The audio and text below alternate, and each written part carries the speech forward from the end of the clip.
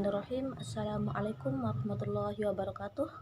Alhamdulillahirabbil alamin. Wassalatu wassalamu ala asyrofil anbiya'i wal mursalin wa ala alihi wa sahbihi ajmain, amma ba'du. Perkenalkan, nama saya Yufi Atul Uluyah selaku moderator dari kelompok 6. Di sini kami akan mempresentasikan hasil makalah kami yang berjudul Filsafat Skolastik, Filsafat Kristen, Filsafat Hindu, dan Filsafat Islam. Yang pertama itu filsafat skolastik. Skolastik berasal dari kata skol, yaitu sekolah.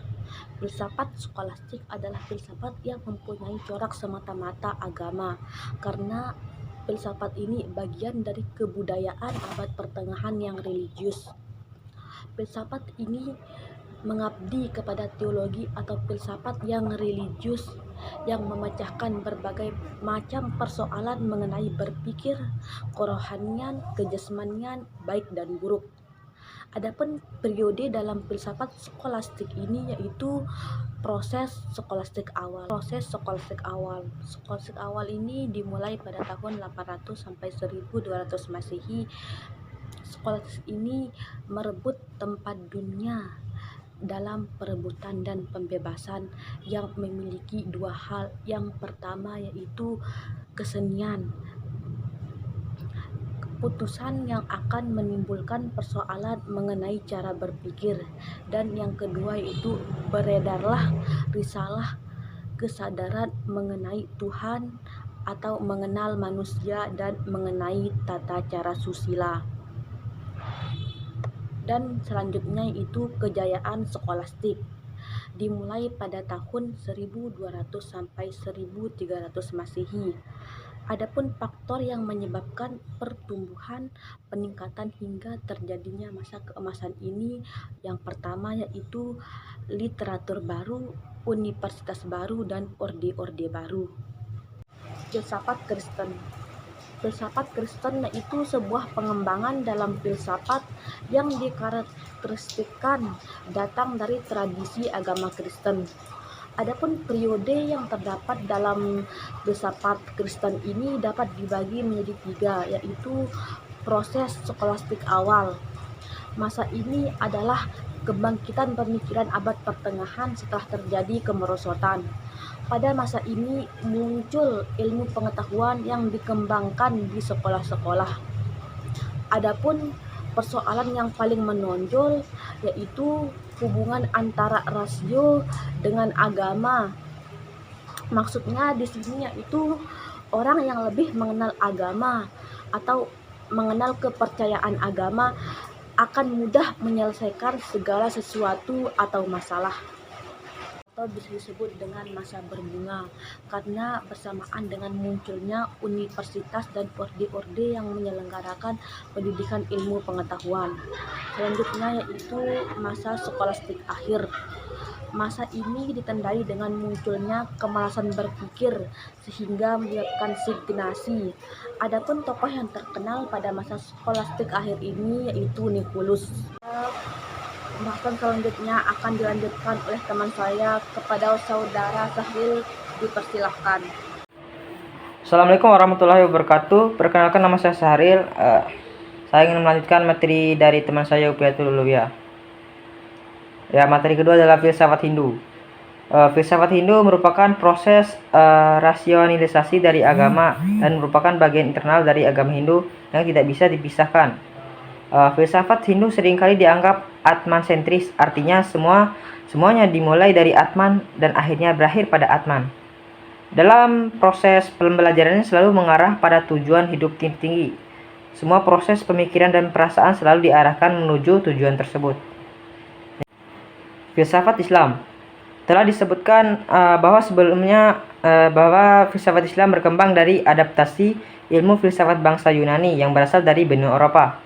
Timbulnya ilmu filsafat Islam tidak jauh berkaitan dengan perkembangan Islam di Eropa tersebut. Sejarah filsafat Islam dimulai ketika Raja Iskandar Zulkarnain melakukan ekspansi militer ke beberapa negara di benua Eropa dan Afrika, dan termasuk menguasai kota Iskandaria di Mesir. Dalam ilmu filsafat Islam, ada beberapa tokoh dianggap membawa pengaruh dari karya-karyanya yang dikenal oleh sebagian umat muslim. Beberapa tokoh tersebut antara lain satu Al-Kindi, dan ia jugalah berpendapat bahwa ajaran agama Islam sebenarnya tidak berbeda jauh dengan ilmu filsafat atau falsafah, sehingga keduanya bukanlah kedua hal yang bertentangan. Yang kedua adalah Al-Farabi. Al-Farabi adalah Abu Nasir Muhammad bin Al-Faraq. Al-Farabi adalah seorang tokoh ilmuwan sekaligus filsuf Muslim yang berusaha memadukan beberapa aliran filsafat, antara lain aliran filsafat Al-Taufiqiyah yang berkembang sebelumnya dari hasil pemikiran filsuf Yunani seperti Plato, Aristoteles, Plotinus. Al-Farabi juga berpendapat bahwa pada hakikatnya filsafat itu memiliki satu tujuan, yakni untuk mencari kebenaran dari suatu hal. Yang ketiga adalah Ibn Rushd. Ibn Rushd menjunjung tinggi akal dan peranannya dalam kehidupan. Ibn Rushd juga berpendapat bahwa akal pikiran bekerja dengan didasari oleh pengertian umum atau makjani kulliyah, dan di dalamnya tercakup hal-hal yang bersifat partial dan disebut juz'iyah. Ibnu Sina. Ibnu Sina terkenal sebagai ilmuwan dalam bidang kedokteran. Juga dikenal sebagai seorang filsuf Muslim. Ia berpendapat bahwa semua intelijensi atau akal berasal dari Tuhan. Dan segala hal yang menyangkut dasar semua ilmu berasal dari Tuhan. Ibnu Sina juga lah yang menyatakan bahwa esensi berada dalam akal dan wujud berada di luar akal. Ia juga banyak membahas mengenai metafisika dan filsafat tentang jiwa. Al-Ghazali.